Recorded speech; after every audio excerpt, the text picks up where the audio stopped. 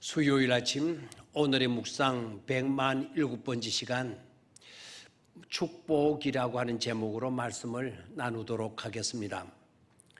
오늘 우리가 묵상하게 될 본문의 말씀은 신명기 28장 1절 한 절 말씀입니다. 한 목소리로 같이 읽도록 하겠습니다.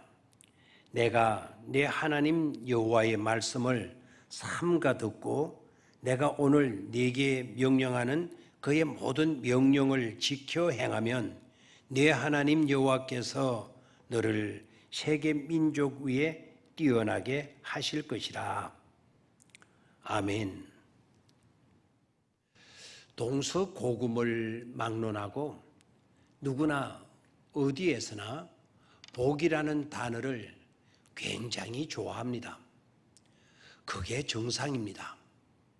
이상한 게 아닙니다.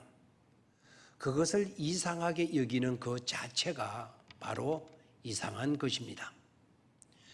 우리 가운데 복 있는 사람이 되는 것이 싫은 사람이 있습니까? 만약 그렇다면 복 있는 사람이 아니고 어떤 사람이 되고 싶다는 것입니까? 복 있는 사람이 되어야 합니다. 그것을 분명히 하고 그렇게 되기를 희망하며 살아야 합니다. 그게 창조의 내용이기 때문입니다. 창세기 1장 27절의 말씀을 보면 하나님께서 하나님의 형상대로 사람을 창조하셨다고 했습니다. 그리고 바로 이어서 28절에서는 이렇게 말씀하십니다. 하나님이 그들에게 복을 주시며 하나님이 그들에게 복을 주시며 라고 했습니다. 눈이 번쩍 떠지고 가슴이 뭉클해지는 말씀이 아닐 수가 없습니다. 그리고 그 복의 내용을 밝혀주십니다. 생육하라는 것입니다. 번성하라는 것입니다. 땅에 충만하라는 것입니다. 이것이 최초로 인간에게 선포해 주신 원초적인 원래의 복입니다. 그런데도 대개 기독교인들은 이 사실보다는 원죄에 집착하는 경향이 많습니다. 사람이 하나님의 말씀에 불순종하여 죄를 범한 것에 사로잡히고 있습니다. 즉 창세기 3장의 말씀을 창세기 1장 말씀보다 우선하고 있는 것입니다. 그런데 분명히 아셔야 합니다. 원죄의 문제보다 축복이 분명히 먼저였습니다. 하나님은 죄로 시작하시지 않고 축복으로 시작하셨다는 말씀입니다. 이것이 은혜와 복이요 사랑이었습니다. 먼저 복을 명령하셨습니다. 먼저 복입니다. 모든 복은 하나님에게서 나오기 때문에 하나님에게서 시작됩니다. 즉 하나님의 작품입니다. 하나님은 가장 먼저 그 복으로 시작하시죠. 복은 하나님으로 말미암기 때문인 것입니다. 또한 그것이 하나님의 뜻이었으니까 말입니다. 죄로 인한 심판이 아닙니다. 죄는 하나님과 전혀 상관이 없는 것이었습니다. 죄는 분명히 하나님에게서 시작된 것이 아니라 사탄의 유혹에 빠진 사람으로부터 시작된 것입니다. 못쓸 사탄으로 말미암아 사람이 죄의 시조가 된 것입니다.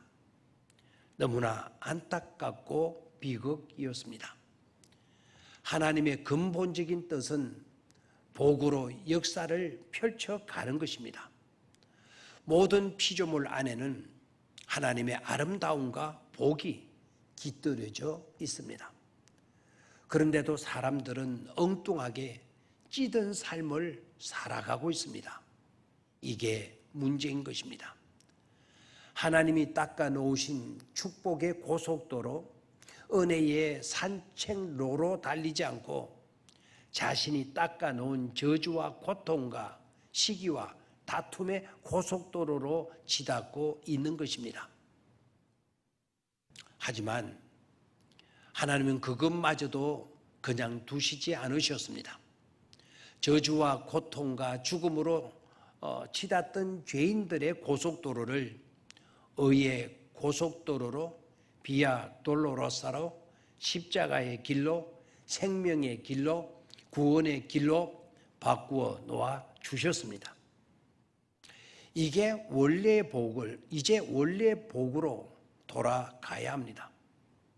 예수님께서 회복해 놓으신 그 고속도로로, 그 산책로로 나아가야 합니다. 하나님이 닦아 놓으신 고속도로로 달리고 은혜의 산책로로 거닌다는 것은 하나님의 말씀을 삶과 조심 있게 듣고 묵상하며 구속의 은총에 감격하며 그 말씀을 따라 살아가는 것입니다. 그 안에 샬롬이 있습니다. 그 안에 뛰어난 복이 있습니다.